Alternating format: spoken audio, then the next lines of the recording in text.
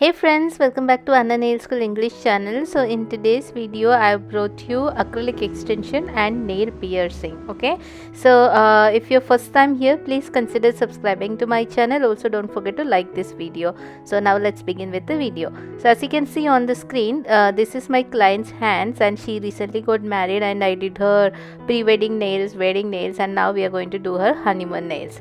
So as you can see, her nails are like really natural nails are like really beautiful. So we are going to start with our dry manicure. So for the dry manicure, I'm using orange wood stick to gently push back the cuticle side. So this is kind of a mandatory step I follow for all kinds of extension, because we need to kind of open up the cuticle pockets before we start with the electric file manicure.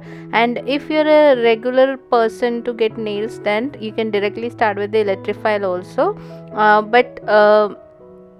for clients I always like gently push back so that they are comfortable when I'm doing the electric file manicure. Okay, so once you push back the cuticle, then we are going to switch to our electric file and we are going to continue with the dry manicure. So before I move forward, please let me know where you are watching this video from. Drop that location in the comment section. Okay, so I thought I'll make it like a little interactive session, so just let me know where you're watching from. So now as you can see on the screen, I have switched to electric file and I'm using a flame bed to do the dry manicure here. So I'm using my machine at 18,000 rpm. That is like my standard speed when I'm doing the dry manicure. And when I'm doing the right side of the nail, as you can see, I'm going from the left to the right. So I use the reverse mode, and when I want to do the other side, I switch to forward mode. In case if you want to learn more, I did a live recently for gel extensions. I have covered a lot of minute details in that video. So if you haven't seen that yet, check it on my channel. It's under the live carousel. You can see that video there. Okay, it's titled as gel manicure live with Anna or something, so you can check that out. You will find it under the live carousel. Okay, so now as you can see, I have kind of finished the dry manicure. So the client, as I said, she is a regular, so she does not have like too much dry skin or anything. So instead of using a nipper to trim, I used a ball bit to kind of trim down the dead dry skin around her epinecum area. So you can use a ball bit to do this. And in case if you wish to see a complete Russian manicure without using any implements, please do let me know in the comment section. I have plans to make one, but if you guys are like very much interested, then I'll do it like immediately, otherwise I'll do it later. But do let me know in the comment section. Okay, after this I switch to a hand file. I am not going to file too much. I'm using a 180 grit file. I just want to remove the shine from her natural nails, and then I'm going to kind of file down the excess length of her natural nails. I normally don't use nail cutter to trim down the length unless it's like really long nails and we want to like kind of cut down half of it. Otherwise, if it's just a little growth, then I prefer using my hand file to kind of trim down the length. And once this is done, I'm just going to roughly give a round shape around the free edge area. Next, once I remove the shine and everything from the nail plate, I use a lint free wipe and I clean the nail bed using alcohol. Okay, so as you can see, I am cleaning the top side as well as the bottom side, because we want to remove all kinds of dust, oil, moisture from the nail bed. And after this, when we apply the dehydrator and primer, the nails will be like absolutely ready for extensions, and this will help you get good retention also. So just make sure your nails are absolutely clean. There is no oil, moisture, nothing on the nail plate before we start applying the products on the nails.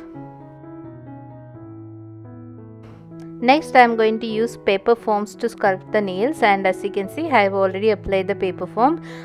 So just make sure your paper foam is tight around the cuticle, the hypenicum area, and also it's straight along with her finger bone. Okay, once you apply the what we call the paper foams, we can start applying the product. Okay, so here today we are kind of going to do a square nail, as you have seen in the beginning of this video. So I'm using this acrylic powder from the brand called Glamorous Nail Products. It's a Indian brand, and this is kind of a slow setting, not like super slow, but medium slow, you can say, setting powder. And the monomer is also from the same brand. The brush I'm using, I got this from Temu. This is a number 10 brush. So see, remember the brushes, depending on the brand, the number 10, 12, the size can vary, okay, depending which brand you are buying it from. I have brushes from different brands, and they all, even if it's the same number,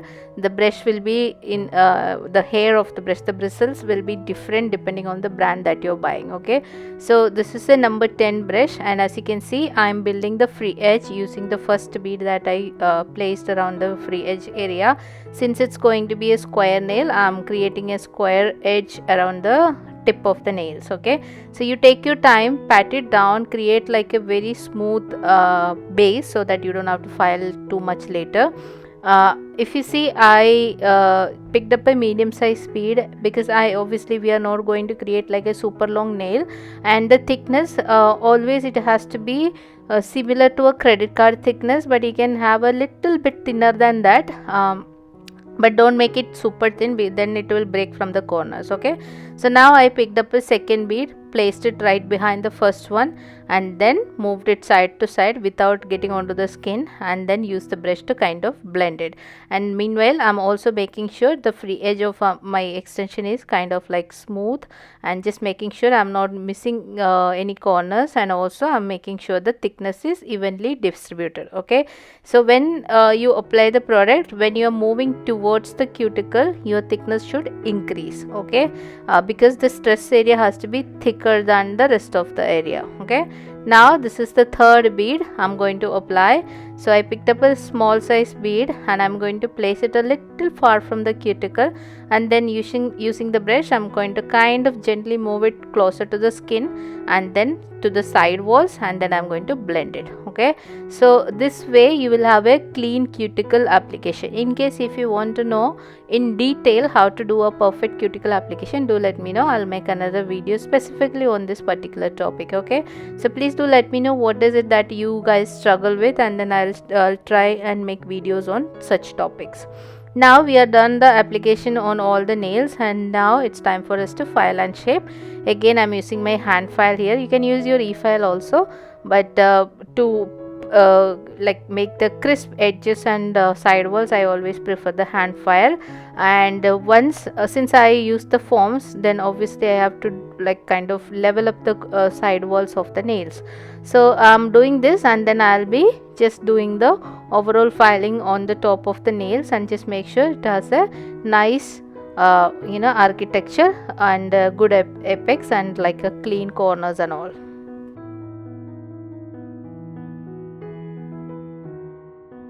So we have kind of finished the filing, shaping and buffing, and after that I am using my alcohol wipe to clean the nail plate here. Before applying the colors, we need a clean nail bed.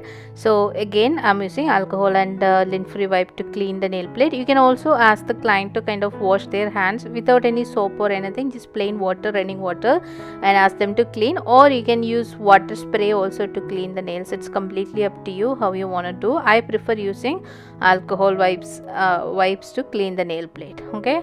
After this, we are going to start applying the color, and I'm using a maroon red color. It's not like too dark of a maroon, so we did apply 3 layers of this because we wanted a little bit more intense maroon red color.